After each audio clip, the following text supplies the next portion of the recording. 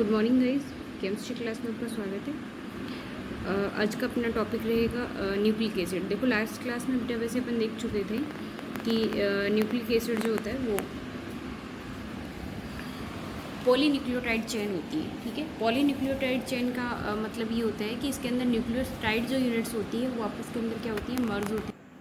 Polynucleotides के अंदर अपन क्या देखते हैं कि लास्ट टाइम मैंने ये बताया था कि आपके पास में जो न्यूक्लिक एसिड होता है, it contain the three contents basically. First one is the sugar, second one is the base, and third is the phosphate group. If the combination is made up by the sugar and base, then it is known as nucleoside. I repeat my statement. If the combination is made up of sugar plus base, then nucleoside. And if the phosphate group is also attached at the base with the sugar, then the content is known as the nucleotide. Basically मैंने ये कहा है कि nucleoside तब होता है जब उसमें इनऑर्गेनिक फॉस्फेट ग्रुप नहीं होता है, और इनऑर्गेनिक फॉस्फेट ग्रुप के ऐड हो जाने से वो क्या हो जाता है, न्यूक्लियोटाइड के अंदर कन्वर्ट हो जाता है। अब देखो जो न्यूक्लिक एसिड होता है उसका हाइड्रोलिसिस करेंगे, क्या मिलेगा, पॉलीन्यूक्लियोटाइड। न्यूक्लियोटाइड्स को करेंगे तो न्यूक्लियोटाइड्स में क्या है, दो तरह के ग्रुप है। एक तो कौन है, न्यूक्लियोसाइड है। Nucleoside is the combination of sugar plus base, okay. And दूसरा क्या है, फॉस्फोरिक ग्रुप के अंदर, फॉस्फोरिक ग्रुप है इसके अंदर। अब देखो जो इनऑर्गेनिक बेस होता है, inorganic base basically two types के होते हैं। एक तो होते हैं प्यूरिन और एक होते हैं पिरिमिडिन। आगे देखेंगे इसको वाइल्डली अपन। इसके बाद में आती है sugar. Here we use the 5 carbon containing sugar, that is known as generally ribose sugar. दो फॉर्म है इसकी, बीटा फॉर्म होती है इसकी, बीटा डी राइबोस सुगर, और दूसरी होती है डी ऑक्सी राइबोस सुगर। ठीक है, राइबोस और डीऑक्सी राइबोस दो तरह की शुगर प्रेजेंट है। अगर अपन डीएनए पढ़ेंगे तो डीएनए के अंदर कौन सी आएगी, डीऑक्सी राइबोस आएगी। और अगर हम आरएनए पढ़ेंगे, ठीक है, अगर हम आरएनए पढ़ेंगे तो उसके अंदर शुगर कौन सी आएगी, राइबोस शुगर आएगी। ठीक है, इसके बाद में देखो शुगर के साथ में अगर बेस मिल रहा है, दोनों का कॉम्बिनेशन क्या है, न्यूक्लियोसाइड है। और शुगर प्लस बेस और विद फॉस्फेट ग्रुप, देन वो कॉम्बिनेशन क्या हो जाएगा, न्यूक्लियोटाइड्स हो जाएगा। इसके बाद में देखो आप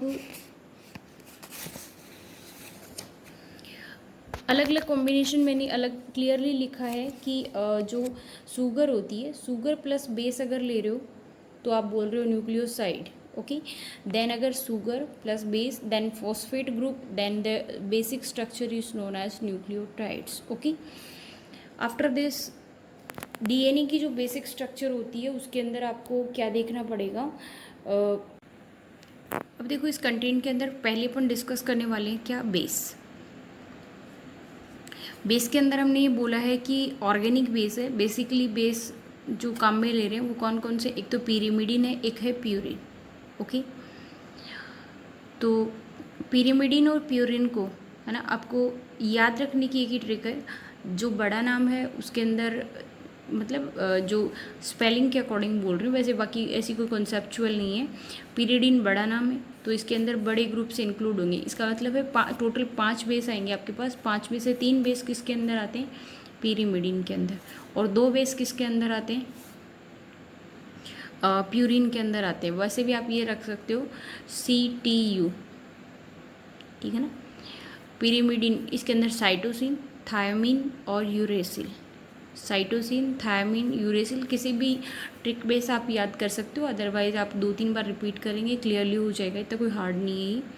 तो cytosine, thymine, uracil all are pyrimidine base, while adenine and guanine दोनों के दोनों क्या है, प्यूरिन बेस है। अब देखो प्यूरिन और पिरिमिडिन बेस के अंदर एक डिफरेंस होता है।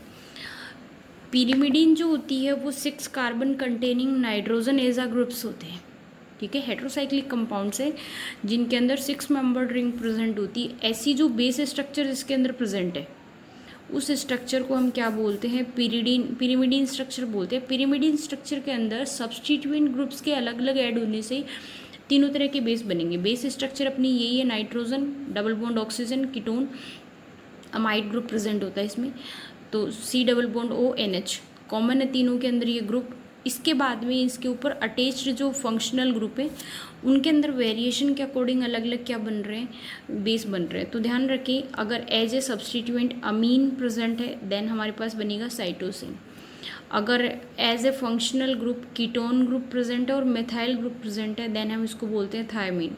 और अगर फंक्शनल ग्रुप की फॉर्म के अंदर अकेला कीटोन प्रेजेंट है देन हम उसको बोलते हैं यूरेसिल। लिख के याद करें, बार बार रिपीट करते जाएं देन क्लियर हुए आपको। As the functional group only ketone uracil, only amine then cytosine, और मिथाइल ग्रुप एंड कीटोन दोनों प्रेजेंट हो तो उसको क्या बोलते हैं, थायमीन बोलते हैं। ये तो कौन से है, पिरिमिडीन बेस है, साइटोसिन, थायमीन और यूरेसिल। दूसरी देखिए, ये जो बेस स्ट्रक्चर होती है ना, इस फंक्शनल ग्रुप को और इसको छोड़ करके अगर आप देखोगे तो जो बेस स्ट्रक्चर होती है उसको तो आप बोलते हो प्यूरिन स्ट्रक्चर। और जो प्यूरिन होती है उसके अंदर अगर as a functional group amine present है देन उसकी स्ट्रक्चर को आप बोलोगे एडिनिन की स्ट्रक्चर आएगी, और अगर एज ए कीटोन प्रेजेंट होगा तो उसको आप बोलोगे ग्वानिन प्रेजेंट होगा। बेसिस की स्ट्रक्चर याद रखनी है, cytosine, thymine, uracil, adenine and guanine.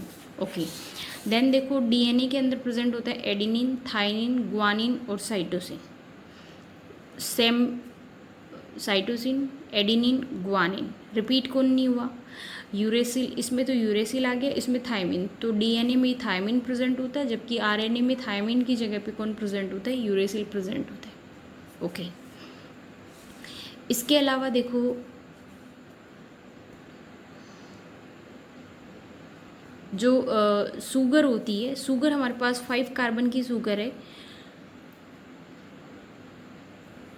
Beta form के अंदर प्रेजेंट होती है। बीटा फॉर्म को पहचानने का तरीका होता है कि ऑक्सीजन के जस्ट पास वाला कार्बन होता है फर्स्ट कार्बन। अगर फर्स्ट कार्बन के अंदर OH ग्रुप ऊपर की तरफ लटक रहा है देन तो उसको बोलते हैं बीटा फॉर्म, और अगर यही ग्रुप नीचे की तरफ होता तो आप उसको बोलते हैं अल्फा फॉर्म। यहाँ पे हमारे पास में जो शुगर होती है उसकी बीटा फॉर्म प्रेजेंट है।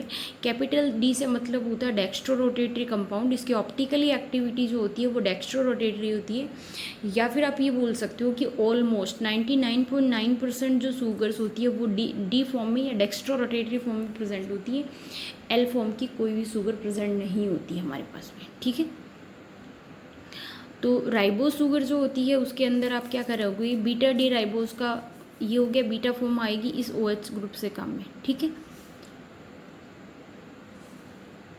डीऑक्सी राइबोस का मतलब ये होता है कि इसका जो सेकेंड कार्बन होता है, फर्स्ट कार्बन ये है तो सेकेंड कार्बन ये, सेकेंड कार्बन पे एक तो ग्रुप OH है, दूसरा H ग्रुप प्रेजेंट है। डीऑक्सी राइबोस में इसका क्या हो जाता है, डीऑक्सीडेशन हो जाता है और इसका ऑक्सीजन यहाँ से एलिमिनेट हो जाएगा। यहाँ पे क्या बचेगा, दोनों ग्रुप पे हाइड्रोजन बचेंगे। तो राइबोस शुगर में और डीऑक्सी राइबोस शुगर में इतना ही डिफरेंस होता है कि राइबोस शुगर के अंदर सेकंड कार्बन पे OH ग्रुप प्रेजेंट होता है, जबकि डीऑक्सी राइबोस शुगर के अंदर OH ग्रुप की जगह पे सिर्फ और सिर्फ हाइड्रोजन प्रेजेंट होता है। आज हमने क्या देख लिए, ऑर्गेनिक बेसिस देख लिए, उसके बाद में हमने क्या देखा है, शुगर देखा है। नेक्स्ट देखो, शुगर की स्ट्रक्चर हम देख चुके, बेस की स्ट्रक्चर देख चुके। शुगर प्लस बेस की जो चेन बनती है उसको आप क्या बोलोगे, न्यूक्लियोसाइड बोलोगे। इसके बाद में फॉस्फेट ग्रुप होता है PO4-3, या फिर आप फॉस्फोरिक एसिड भी बोलो तो भी मुझे कोई आपत्ति नहीं है, वर्ड्स आर जस्ट सिमिलर, ठीक है। कोई भी आप कॉन्सेप्ट काम में ले सकते हो, शुगर प्लस बेस और इसके ऊपर phosphate group. either you can use phosphoric acid or generally you can write the PO4-3, that is the phosphate ion। Concept बिल्कुल कॉमन है।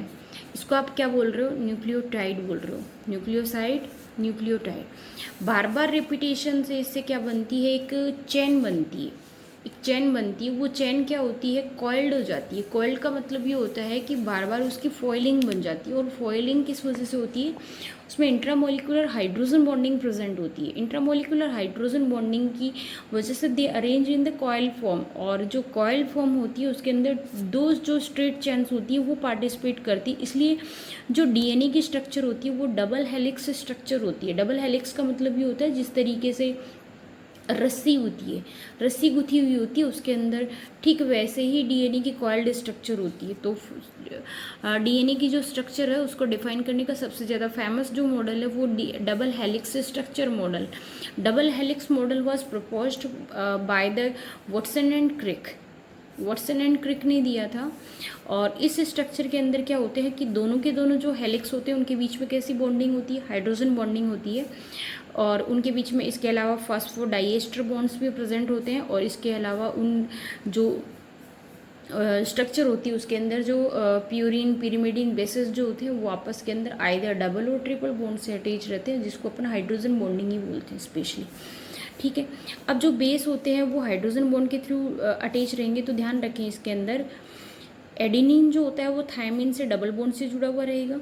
और ग्वानिन साइटोसिन से ऐड होता है वो किससे जुड़ा हुआ रहेगा, ट्रिपल बॉन्ड से। एडिनिन थायमिन दोनों डबल बॉन्ड से, ग्वानिन साइटोसिन किससे, ट्रिपल बॉन्ड से अटैच रहते हैं। ध्यान रखें डीएनए का जो कॉइल्ड स्ट्रक्चर होती है, पूरी जो कॉइल होती है उसकी जो लेंथ होती है वो होती है 34 एंगस्ट्रॉम। कॉन्सेप्ट्स को ध्यान रखें, पूरे डीएनए की स्ट्रक्चर जिसमें कॉइल्स प्रेजेंट होती है, टोटल डीएनए की लेंथ होती है 34 एंगस्ट्रॉम।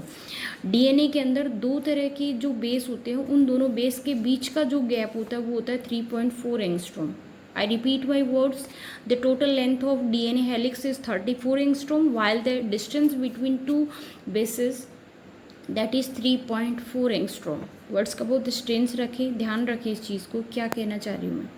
ठीक है, इसके बाद में देखो आप डीएनए आरएनए के बारे में मैंने इतना बता दिया आपको। डीएनए आप लोगों के सिलेबस में है, आरएनए की स्ट्रक्चर अपने नहीं है, बेसिकली जितना है उतना ही बता रही हूँ मैं।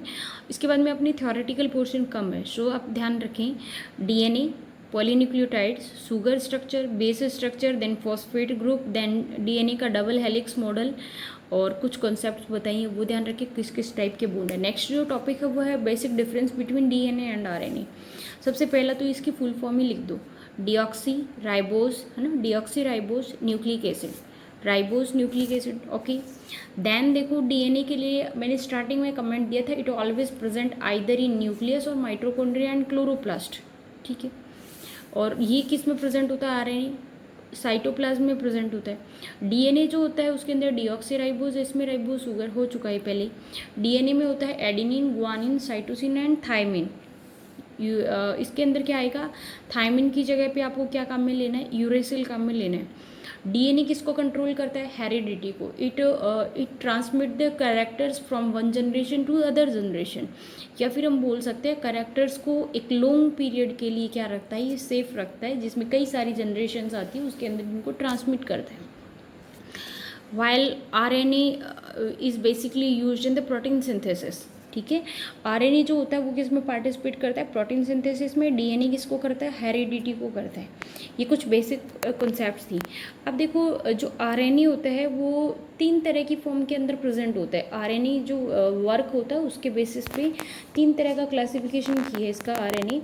एक आरएनए होता है एमआरएनए, जो क्या करता है, प्रोटीन सिंथेसिस को जब अपन कंप्लीट करा रहे हैं उस टाइम में ये टेम्पलेट की तरह बिहेव करता है। टेम्पलेट का मतलब बोल सकते हो एडहेसिव होता है, यानी कैरियर का काम करता है।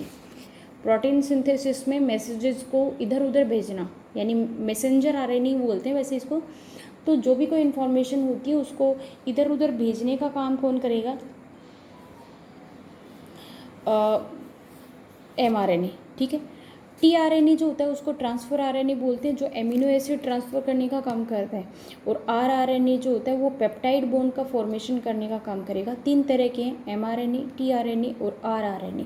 आरआरएनए का नाम होता है राइबोसोमल, टी फॉर ट्रांसफॉर्मेशन या ट्रांसफर आरएनए बोल सकते हो, और एम फॉर होता है मैसेंजर आरएनए। ओके, नेक्स्ट देखो डीएनए जो होता है उसके अंदर रेप्लिकेशन की प्रॉपर्टी होती है। क्यों, क्योंकि ये एक जनरेशन से दूसरी जनरेशन में ट्रांसमिट होना है। तो रेप्लिकेशन की जो प्रोसेस होती है डीएनए रेप्लिकेशन में क्या होता है, डीएनए अपने ही जैसे कुछ अलग डीएनए का daughter DNA, parent DNA daughter DNA का फॉर्मेशन करता है। This process is known as the replication. It is a process in which DNA synthesize a new DNA and it transfer the characters. This method is known as the replication. कि DNA क्या करेगा, नए DNA strands का formation करेगा। DNA replication की method, हाँ यहाँ से क्वेश्चन आएगा, which method by which method DNA replication takes place. तो आपको लिखना है सेमी कंजर्वेटिव मेथड। क्या लिखना है, semi conservative method. Semi conservative method से मतलब होता है, सेमी का मतलब आता कंजर्वेटिव का मतलब होता है आधा कंज्यूम हो गया, ऐसी प्रोसेस जिसमें आधा डीएनए कंज्यूम हो गया, आधा रह गया। इसका मतलब डीएनए की हेलिक्स जो होती है उससे अगर जब नए डॉटर डीएनए का फॉर्मेशन होता है तो एक जो स्ट्रैंड होता है वो तो पेरेंट डीएनए का होता है और एक नया बनता है, मतलब आधा नया होता है आधा पुराना होता है। इस मेथड को अपन बोलते हैं सेमी कंजर्वेशन मेथड। देखो इसके अंदर क्या होता है, सबसे पहले अपन को बहुत लंबी चौड़ी कहानी नहीं पढ़नी, इसमें सिर्फ ये देखना है कि किस किस स्टेप में होता है। तो फर्स्ट जो होते हैं वो स्ट्रैंड्स क्या होते हैं, अनकॉइल्ड हो जाते हैं। देन क्या करते हैं, दोनों स्ट्रैंड फंक्शन करते हैं किसकी तरह, टेम्पलेट की तरह। टेम्पलेट का मतलब ये होता है कि वो एक बेस का काम करेंगे, उस बेस के सहारे किसी दूसरी चेन का फॉर्मेशन हो जाएगा। पहले अनकॉइल्ड होते हैं यानी उनकी हाइड्रोजन बॉन्डिंग और फास्फोडाइएस्टर जो बॉन्ड होते हैं वो अनकॉइल्ड हो जाते हैं, ठीक है। उसके बाद में वो क्या करते हैं, टेम्पलेट की तरह बिहेव करते हैं। नेक्स्ट क्या होता है, जो न्यू स्ट्रैंड होता है उसका फॉर्मेशन होता है जिसको अपन बोलते हैं सेमी कंजर्वेटिव मेथड। रेप्लिकेशन की डायरेक्शन हमेशा एक स्ट्रैंड पे तो होती है 5 से 3 एंड की तरफ और दूसरे में होती है 3 to 5 एंड। मतलब दोनों के अंदर क्या होती है, दोनों स्ट्रैंड्स होते हैं आपस में कप्लीमेंट्री होते हैं, सप्लीमेंट्री बोल सकते हो, दोनों होते हैं, इसलिए इनकी डायरेक्शन क्या होती है, अपोजिट होती है, ठीक है। इसके अंदर ये जो पहले है ये पेरेंटल डीएनए, जो न्यू स्ट्रैंड्स बन रहे हैं वो क्या होता है, न्यू स्ट्रैंड होती है। इसके बाद में एक जो स्ट्रैंड होता है वो इसके साथ में, दूसरा स्ट्रैंड होता है इसके साथ में। एक पेरेंट डीएनए से कितने डीएनए का फॉर्मेशन हो जाते हैं, 2 डीएनए का। अब देखो नेक्स्ट टॉपिक अपना आता है प्रोटीन सिंथेसिस। प्रोटीन सिंथेसिस का मतलब ये होता है कि जब डीएनए होता है वो किससे मिलकर के बना हुआ होता है, प्रोटीन से ही मिलकर के बना होता है। तो part of DNA synthesized is protein is called part of DNA synthesized protein is called gene. इसका मतलब ये कह रहा है कि डीएनए का वो पार्ट जो प्रोटीन सिंथेसिस में पार्ट करता है, पार्टिसिपेट करता है, उसको आप क्या कह रहे हो, जीन कह रहे हो। देखो इसके अंदर आप ये देखो प्रोटीन सिंथेसिस की प्रोसेस नहीं है आप लोगों के सिलेबस में। डीएनए से डीएनए का फॉर्मेशन क्या कहलाएगा, रेप्लिकेशन। डीएनए से आरएनए का फॉर्मेशन क्या कहलाएगा, ट्रांसक्रिप्शन।